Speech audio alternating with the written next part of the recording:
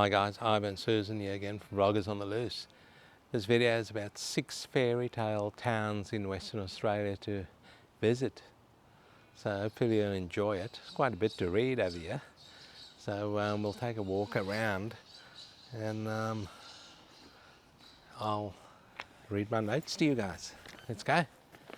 Take a walk around. We're in Neil Hawkins Park in Joondalup. That's Lake Joondalup over there.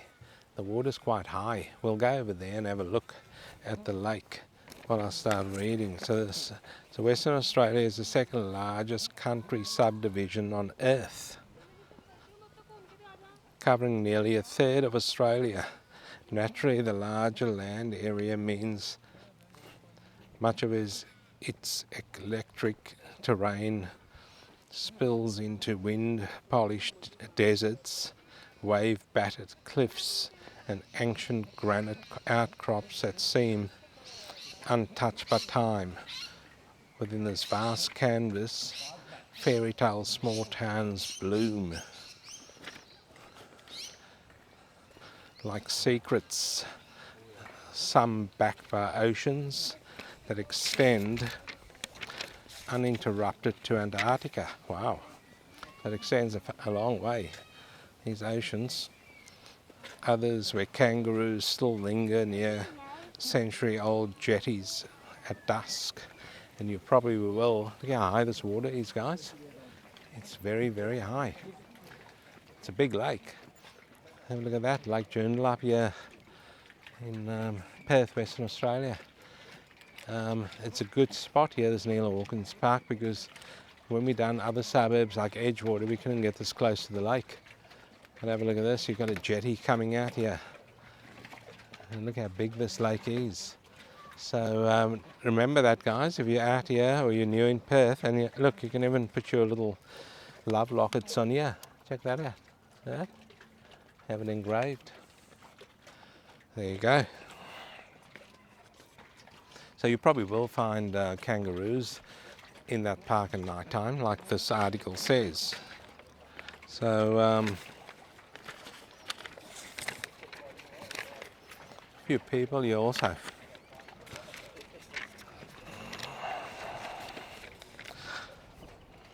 So the first fairy tale town is Broome. Don't know about if that's fairy tale, guys, all the trouble happening up there with our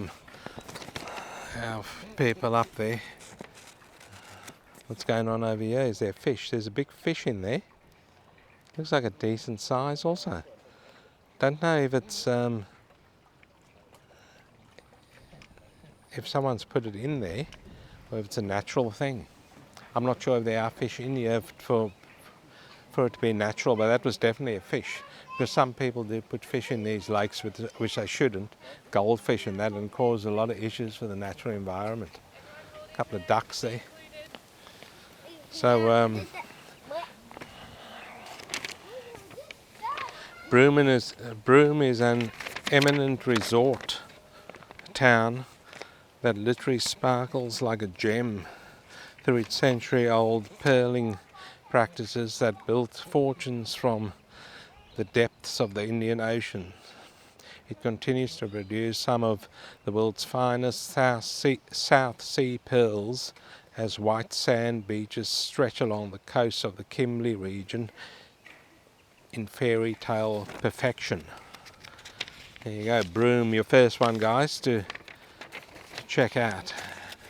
Cable Beach in Broome is a good beach to go to. It features 22 kilometres of powder white sand and turquoise waters. And you've even got camels out there. The Malcolm Douglas Crocodile Park is out there. And another quirky site is Sun Picture Garden, which operates as the world's oldest outdoor cinema. There you go, according to Guinness World Records. Screening movies under stars since 1916, wow. While Willie Creek Farm is also over there, guys, demonstrates pearl cultivation techniques where oysters grow precious gems in controlled conditions. The Willie They make some good jewellery, the Willie Creek Pearl. There are a few shops around Perth, Willie Creek. So the next one is Yanchep here in Perth, in the metro area, or just out of the metro area. There's a train service going up there now, so you can hop on the train, get up to Yanchep, right at the edge of the Indian Ocean. Yanchep lagoons, mangroves, form natural barriers against ocean swells. Accessible from Perth's coastal community, transforms Western Australia coastline into a picture-perfect setting.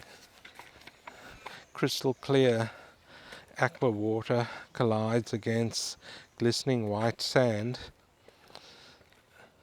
that reefs separate from rougher ocean waters.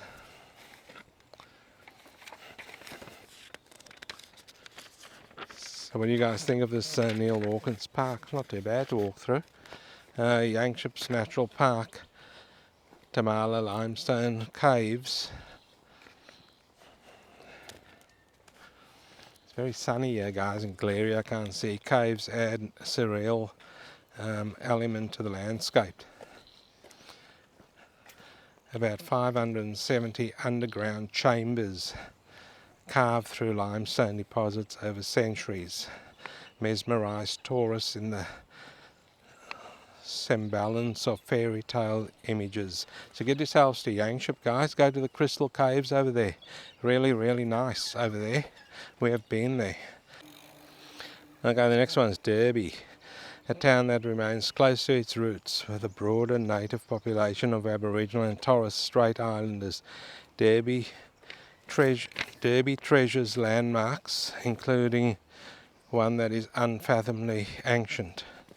Okay, legend has it that the Boab prison tree, a gigantic Boab tree said to be approximately 1,500 years old, once served as a prison. Interesting. There you go, guys. This ancient giant stands hollow and weathered, its trunk wide enough to shelter several people, creating an atmosphere where reality blends within folklore. So we don't know if that's all true. The tree narrates stories centuries old, its gnarled bark and carnivorous interior evoking fairy tale imagery of enchanted forests. So let us know, guys, if you've been out to Derby and you've seen this tree. I haven't, so I can't say much about it. There's also a lot of indigenous artwork out there, appearing on every turn, from sculptures on the marsh to Norval Gallery featuring local artists. You can get yourself some Aboriginal artwork out there. Wharfinger's House Museum takes visitors deeper into the national past within the setting. Anyone been out there to Wharfinger's House Museum? Leave some comments for us. It displays historically significant Aboriginal creations, including bark canoes and mangrove rafts, alongside the original Derby Airport console that once connected the Kimberley region to the rest of Australia. Okay, the next one is Dongara, and we have been there, and Dongara is quite nice along the Indian Ocean coastline. Dongara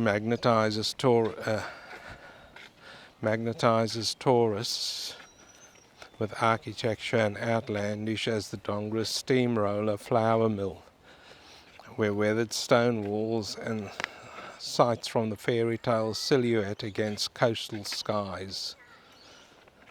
The mill's unusual facade gives the waterfront an appearance straight out of a medieval storybook, with Gothic industrial form both imposing and whimsical. And it's quite nice out there in Dongara. It's also renowned for its crayfishing over there, and there is a giant crayfish sculpture on the Broome Highway out there. And I think I've got a photo of myself for that, so we might even put that on the screen. We will put some photos on the screen for you guys of these fairy tale towns. So this roadside giant lobster is pretty big. It's Dongara's most photographed spot. It's right on the Brown Highway, so if you head to Dongara, it's just there on the Brown Highway. You can't miss it, it's huge. The Urban Districts Historical Society operates Russ Cottage, where displays show local marine and farming stories inside walls that are replete with decades of history. So check Dongara out, guys. Beautiful over there. Beautiful ocean views also over there in Dongara. As we walk through Neil Hawkins Park over here. So Dongara is right next to Denison also. So Denison Arts House in the Twin Towns town fills an old building where local artists gather, transforming this historic structure into a creative space that celebrates both artistic expression and architectural preservation. It is a nice spot out there. So the next one's Denmark. No true fairy tale feels complete without green paddies, farming and agriculture, and Denmark fits this precisely. That slot of Western Australia with a cool climate, wines, beef, cattle and orchards. Anyone been over Denmark? Let us know. Don't think we've been there. The town ranks among the southernmost territories of the state and its sub-region, the Great Southern, where rolling farmlands meet ancient forests in scenes that mirror the European countryside. The heritage rail bridge spans the Denmark River as a wooden footbridge where several walking trails converge. Does anyone walk that bridge? These include the Bibbulum track, which runs from Perth to Albany, so it's a long track. Has anyone walked that Bibbulum track? I don't think I'm game enough to, guys. Too far for me, but I know you can stop and go somewhere else if you want to. But yeah, be an interesting track to walk nevertheless. Okay.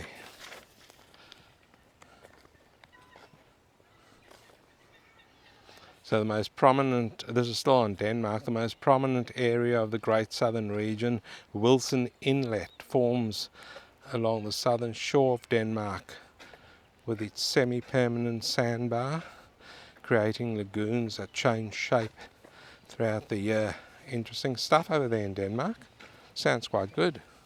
Next one's a little town called Menzies in the extreme eastern goldfields, where mining dreams once cascaded through desert hills. Menzies lies isolated from the coastal character of Western Australia's prominent places. Nevertheless, the remote hamlet continues to entice tourists with its enormous artistic legacy. The mining heritage always remains prevalent throughout the gold rush towns. From the historic cemetery to Niagara Dam. Interesting. And the nearby ghost town of Kookanee and Moulin. Anyone been out there? The Lady Shenton mine once made fortunes here. And anyone know of that? Let us leave some comments for us, guys. And today, extreme heat and endless horizons continue to entice adventurous tourists seeking Oceania's most surreal artistic expressions in this remote desert outpost. Interesting stuff. Never been to Menzies, guys. Menzies became internationally famous as a gateway to one of the most unusual outdoor galleries. Look at these ducks, guys. Check them out, a whole family of ducks over here. Pretty cool. Lake Ballard spans the salt flats.